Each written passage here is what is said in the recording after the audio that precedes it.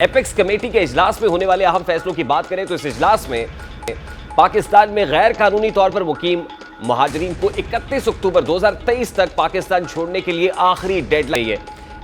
Apex committee इजलास में फैसला किया गया है कि 1 नवंबर 2023 से वफाकी और सूबाई कानून नाफिज करने वाले इदारे तमाम गैर कानूनी तौर पर मुकीम गैर मुल्कियों की गिरफ्तारी और जबरी मुल्क बदरी को यकीनी बनाने के लिए तमाम मुमकिन इकदाम करेंगे।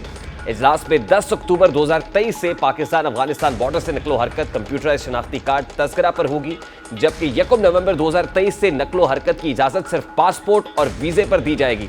इजलास में फैसला किया गया है कि 10 अक्टूबर तक ई तस्करा और 1 नवंबर से पासपोर्ट के अलावा दीगर तमाम किस्म की दस्तावेजात सरहद पार सफर के लिए गैर मौसर और गैर कानूनी होंगी।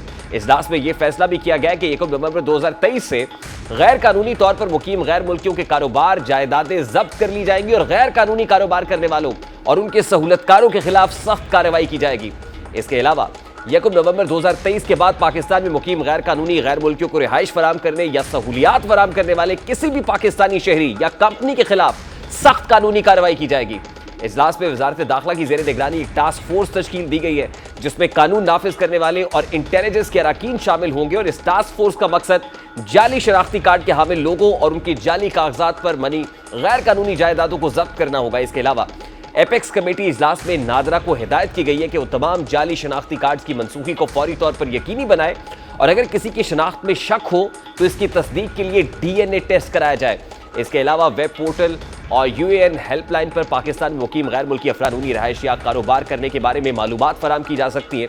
इस सिलसिले में जो भी शहरी हुकूमत से ताउन करेगा उसको इनाम दिया जाएगा और इसका नाम सीगा राज में रखा जाएगा। इस इजलास के बाद निगरान वजीर दाखिला सरफराज बुगटी ने भी प्रेस कॉन्फ्रेंस करते हुए इजलास में फैसलों के बारे में बताया।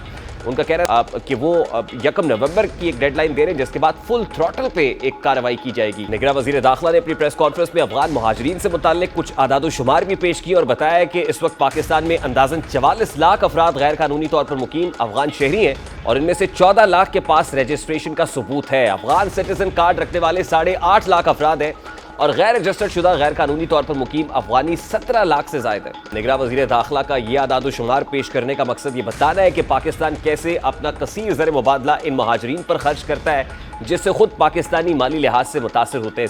इसके अलावा फूड सिक्योरिटी भी खदशात का शिकार होती है। आज की प्रेस कॉन्फ्रेंस में वजीर दाखिला सरफराज बुगटी ने अफगान महाजरीन की आड़ मुल्क में होने वाली दहशतगर्दी का तस्करा किया और बताया कि कैसे ये महाजर दहशतगर्दों के सहूलतकार बनते हैं। दहशतगर्दी बराह रास्त माली और जानी नुकसानात के अलावा पाकिस्तान का एक बड़ा मसला ज़ख़ीरा अंदोज़ी और स्मगलिंग है। यही महाजरीन स्मगलिंग का भी एक बड़ा जरिया है। पाकिस्तान ने अपनी मईशत को ठीक करने के लिए हर हरबा आजमाया और अपना कसीर ज़र मुबादला बचाने के लिए डॉलर्स की कमी को दूर करने के लिए इम्पोर्ट पर पाबंदी लगाई, जिससे मुल्क की सनतें भी मुतासर हुई। लेकिन इसका बराह रास्त मुल्क को फ़ायदा होने के बजाय नुकसान हुआ, क्योंकि वही लग्जरी अशिया जिन पर पाबंदी लगाई जाती थी वो अफगान ट्रांजिट ट्रेड के जरिए स्मगल होकर मुल्क पहुँचना शुरू हो जाती हैं। दूसरा, डॉलर की ज़ख़ीरा अंदोज़ी और उसके बाद इसकी अफगानिस्तान के जरिए स्मगलिंग ने मुल्क को डिफ़ॉल्ट के दहाने तक पहुंचा दिया। इन तमाम खराबियों की एक बड़ी वजह यही गैर कानूनी रजिस्टर्ड महाजरीन ही बने हैं। और कुछ आदाद शुमार का जायजा लिया जाए तो पता चलेगा कि पाकिस्तान बदस्तूर पनाह गज़ीनों को मेज़बानी करने वाले दुनिया के सबसे बड़े ममालिक में से एक। अफगानिस्तान में सोशलिस्ट इनकलाब के बाद पाकिस्तान में अफगान महाजरीन की आमद शुरू हुई। ताहम जब अफगानिस्तान की सोशलिस्ट हुकूमत की अपील पर सोवियत यूनियन की फौज अफगानिस्तान में दाखिल हुई तो उसके बाद महाजरीन की तादाद में गैर मामूली इजाफा हुआ। अक़वाम मुत्तहिदा के हाई कमिश्नर बराए परागुज़ीन के जून 2023 की आदाद शुमार तक पाकिस्तान में रिहाइश पजीर अफगान शहरियों की कुल तादाद 42,29,000 है, जिसमें से 52.6% KP में है, 24.1% बलूचिस्तान, 14.3% पंजाब, 5.5% सिंध, 3.1% इस्लामाबाद और 0.3% आज़ाद कश्मीर में है। 6 लाख नए अफगान पनागुज़ीन पाकिस्तान में दाखिल हो चुके हैं और मुल्की और गैर मुल्की मीडिया रिपोर्ट्स के मुताबिक सिर्फ 2.5 लाख अफगान बाशिंदे साल 2021 में पाकिस्तान पहुंचे। ये वो वक्त था जब अफगानिस्तान में इक़्तिदार के हाथ में आया। पाकिस्तान में लाखों अफराद की आमद के बाद समाजी और माशी मसाइल ने सर उठाना शुरू किया। मुल्क में हथियारों और मनशियात की भरमार हुई। कत्ल, अगवा बराए तावान और डकैती की वारदातों में गैर मामूली इजाफा हुआ। इसके साथ ही पाकिस्तान में दहशतगर्दी का सिलसिला शुरू हो गया, जो अब तक जारी है। माली अखराजात की बात की जाए तो जनवरी 2023 को पाकिस्तान में अमरीकी सफारत खाने ने खबर शाया की थी कि साल 2022 के बाद से अमरीका इंसानी फलाह की मद में पाकिस्तान में पनाह लेने वाले अफगानियों और उनकी होस्ट कम्युनिटीज़ पर तकरीबन 62 अरब रुपए खर्च कर चुका है। यह रकम अभी सिर्फ अंदाजों पर मुश्तमिल है, जबकि असल रकम इससे कहीं ज़्यादा है और ये आदाद शुमार भी सिर्फ काबुल पर तालिबान की हुकूमत के बाद के हैं। इससे पहले गुज़श्ता 40 बरस से उन पर से इससे कई सौ गुना ज़्यादा अखराजात किए जा चुके हैं और आज की पॉलिसी के बाद कुछ सवालात भी खड़े होते हैं। यहाँ सवाल ये है कि ये फैसला जो बहुत पहले हो जाना चाहिए था, अब इतनी ताख़ीर से और इतना नुकसान उठाने के बाद क्यों हो रहा है? इस फैसले से पहले ज़रूरी था कि हम ऐसे इक़दाम उठाने के लिए तैयारी करते जो नहीं किए गए। अफ़गान महाजरीन के इस तरह इनखला से पाकिस्तान में रियल एस्टेट सेक्टर पर मनफी असर पड़ेगा, प्रॉपर्टी की कीमतें कम होंगी।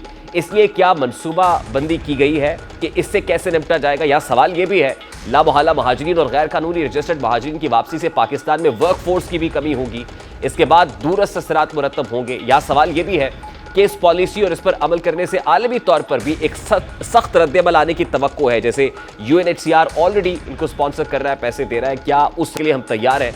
और फिर देखने की बात तो ये भी है कि क्या क्रॉस बॉर्डर ये जो स्मगलिंग हो रही है या दीगर मामला है, सिक्योरिटी इशूज़ है, क्या अफ़गान हुकूमत के साथ ये मामला उठाया जाएगा? और सोचने की बात तो ये भी है कि स्मगलिंग को जिस तरह से रोका गया है, डॉलर ओपन मार्केट में नीचे आया है, इंटर बैंक के अंदर भी डॉलर की कीमत में कमी वाक़ई हुई, रुपये और डॉलर की पैरिटी में भी खासा फ़र्क आया। सरफराज बुख्ती साहब ने आज से एक रोज़ पहले ये स्टेटमेंट दिया कि जो स्मगलिंग हो रही है, अगर इसमें पाक फ़ौज के एहलकार भी मुलव्वस होंगे तो उनका कोर्ट मार्शल होगा। यानी सीरियसनेस इदारे की इस कदर ज़्यादा है कि वो अपने इदारे के अंदर भी एहतसाब करने के लिए तैयार है।